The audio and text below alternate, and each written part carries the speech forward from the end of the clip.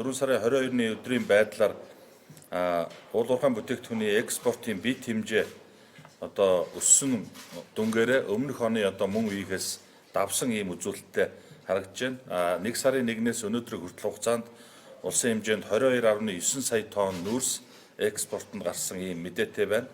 За үүн дотроос сүүлийн үеийн нэмэгдэл дотроос бичигт бомбоор экспортод гаргаж байгаа эрчим хүчний нүүрсний экспорт 2.9 дахин нэмэгдэж 2 сая 100 мянган тонныг экспортод гаргаад байна.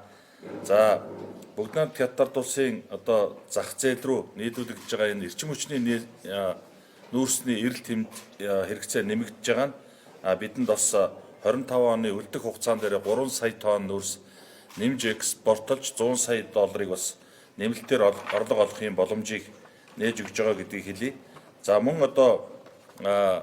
бүтээн байгуулалтын удирдал, барилгын удирдал эхэлж байгаатай холбогдуулаад Монгол улсын импортын хэмжээ өмнөх 7 хоногоос бас өссөн ийм дүнтэй харагдаж байна. За мөн 2025 оны 4 сарын 15-ны өдрийн байдлаар хүрсэн Монгол улсын валютын нөөц 5.2 тэрбум ам.доллар яг хэвээрээ хадгалагдж байгаа гэдгийг бас энэ ташид хэлье. За мөн валютын үнийн өсөлттэй холбоотойгоор Монгол банкнаас тодорхой интервенц валют борлуулалт арга хэмжээг бас бодлогын дагуу шалтгаалтай авч хэрэгжүүлж байгаа гэдгийг хэлье.